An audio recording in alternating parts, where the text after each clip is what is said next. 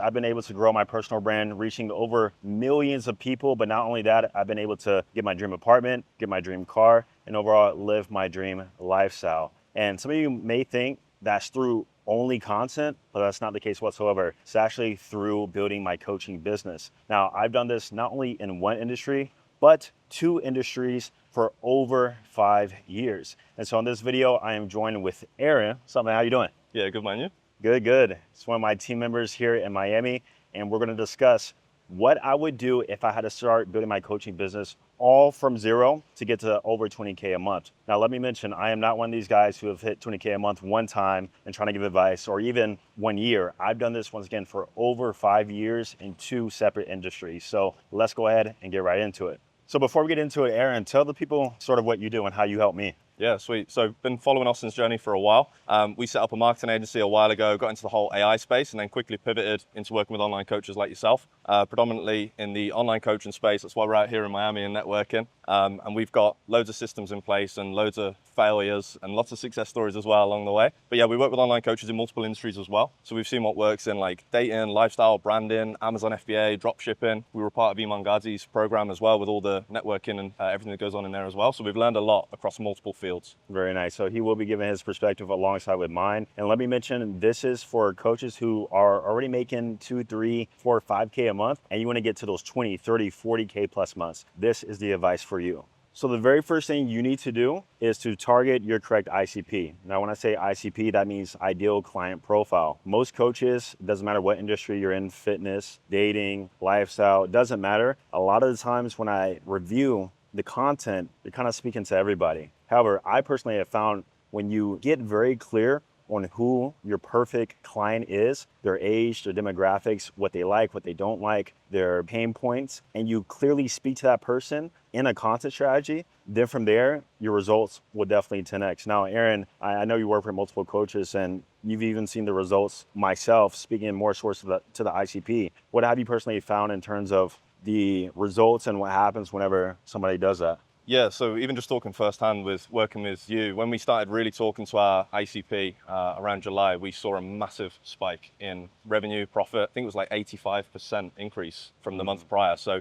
I think not only just understanding who you're talking to, but why you need to do that. So what is actually triggering them? What's the pain? What's the emotion? Because people buy off emotion and then they justify with logic. So you want the new car, and then it's for the branding, the networking, the conversation. You start to justify it with logic. So we need to hit on all those pain points across the landing pages, the way that you're presenting yourself on YouTube, on Instagram. And the main reason why is you want someone to understand, like, this person knows my pain. Because if, for example, when we used to run ads, if you walk into a room, this is what Hormozi used to say. If you say, hey, maybe a small percentage of the room will look, or everyone.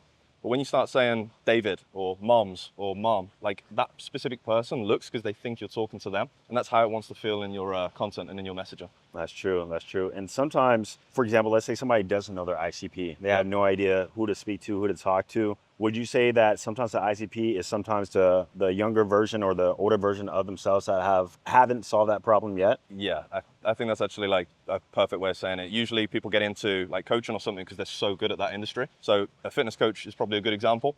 If you carry skinny fat, like you know that problem better than anyone. So when you start talking to that and you can actually talk about the muffin top without, the noodle arm still, like that person at home is going to resonate with that, and they think it's so specific that they're willing to pay more. Whereas just a general fitness coach, it's not the same. They're not gonna be able to charge as much either, or help us as much either. Exactly. Now, going deeper into ICP, what I found, and this would really help scale the business, is after you've gotten a certain demographic in mind, you want to more so target that ICP who you know is qualified and who essentially has money, right? That's how you get above those 50K months. Yeah. And so, for example, in the dating niche, I could target 20-year-olds who want to get laid, or I can target 40-year-old divorced dads who want to find a better partner and potentially get remarried, right? Yep. The latter is obviously going to be a lot more qualified in terms of being able to actually invest in themselves and work with somebody. So I do believe that's something they should keep in mind too. Yeah, we see that all the time as well. Like I say, across every industry, when you actually talk to that person, try and just look at your last 5 customers. Who were the biggest headaches? Who paid the most? Like actually identify who was the best. And if you obviously do it at more volume, you can actually identify like who are my top 3 best clients, who are my favorite, they pay the quickest, they do what I say. And then those are the people that you really want to talk to in your messaging. So that's like a quick tip on how to actually do like a self audit, probably the best thing. Exactly. Now, this will make no sense whatsoever if you don't have a content strategy behind targeting that ICP. There's two ways to attract clients or get clients. One, paid marketing, or number two, organic, which is my specialty. And I believe every coach should have some sort of YouTube strategy. Now, with IG, TikToks, of course, you can create short form content, but the issue with short form content is it takes so many touch points and so much volume of content before somebody knows, likes, and trusts you. Yep. Which is just the big three in terms of actually converting somebody. But with YouTube, you can not only target that person, but you can shift beliefs. They can see you in a long format, and it's quicker in terms of the time with you, because each video usually might be anywhere from 8 to 15 minutes, sometimes even 20 minutes long, in which after a shorter time period, they actually feel like they know you. And this is where I've seen a lot more success versus other coaches who only use Instagram or who only use TikTok, is from the fact that I have such a huge backlog of content that nurtures people that when they come to the decision of potentially fixing the problem in their life or finding somebody to work with, they immediately think of me. Clients come in and they're like, I've been watching you for 3, 4, 5+ years sometimes. Yeah. And so not only that, but with YouTube, it's actually a search engine too. It's the second biggest search engine next to Google. And so people actually use YouTube to find solutions to their problems, which that means you can target the person, the ICP, as we talked about, but also you can target pain points through solutions that are being solved within your video. Now, based on the coaches that you've worked with and seen too, would you say that most implement a YouTube strategy? And if not, could they benefit from a YouTube strategy? Absolutely. I was talking to a guy last night, just helping a client out. He's got 450,000 on Instagram and he has 1,000 subscribers on YouTube. And just straight away, I just said to him, like, all we want to do is put you on YouTube as much as we can. I don't know the exact statistic, but I think there's something out there where people need to see you and consume content for about 4 hours to trust you, enough to book a call or to engage in some form of a sales presentation. And then obviously on Instagram, if you're doing a 30-second reel, I don't know what the stat is, but it's days and weeks, and it just delays someone being able to trust you much quicker. Whereas like you say, one YouTube video could be 20 minutes and you've just chopped up a big portion of that 4 hours, in one video. Yeah. So you can actually accelerate your growth. And I think that's obviously speaking volumes for you on YouTube as well. Absolutely. In fact, I would say maybe at this point in time, 80 to 90% of the clients I work with have came from YouTube or have made some sort of touch point with me from YouTube, even if they found me from Instagram. Yeah. So if you do have an Instagram strategy right now, if you start posting YouTube videos targeting that person, even just once a week, which is what you should start off with the right packaging, so titles, thumbnails that can entice a click, that sparks curiosity, and you send those people to your Instagram, and then you send those people from Instagram to your YouTube, you now create this ecosystem in which they're getting nurtured and converted across all formats. And so with me, I never want to leave things on the table, and I feel like YouTube is such a big lever that so many coaches just aren't utilizing, but if they did, they could literally 20x, 30x their business. Now, another thing with YouTube, and this is a trap that I fell into, is that I was so focused on views, subscribers. But when we're actually building a coaching business that creates value and impact and transformation, that actually doesn't matter. Whether or not the video gets 100,000 views or 10,000 views, at the end of the day, those are actually real people. And I created videos in which they were more entertainment based, or they really didn't solve that big of a problem. And they got millions of views even, but it converted 0. And we actually started tracking the leads who come from YouTube. So I can actually see this in real time. And I know without a doubt, sometimes it's the videos that have 3,000, 5,000, less than 10,000 views that actually convert the best. And so when you are using a YouTube strategy, don't focus on the viewership, focus on the person you're targeting alongside with the solution that you're giving within that specific video. Well, just to verify that point as well, I don't have a big social media at all, but I posted one reel and it was while my friend was getting ready. I was out on the balcony in a place called Benidorm, and that video got like nearly 4 million views just on Instagram, and it was all the wrong people. Like a lot of funny comments, a lot of people like agreeing, a lot of people disagreeing, caused loads of conflict, and that's probably why it did so well. But people used to say to me like, how many clients did you get from that video? And it was absolutely 0. I don't even think I got many followers even. But then I did one Instagram story about how to find an appointment setter, and I had like 15 people come through.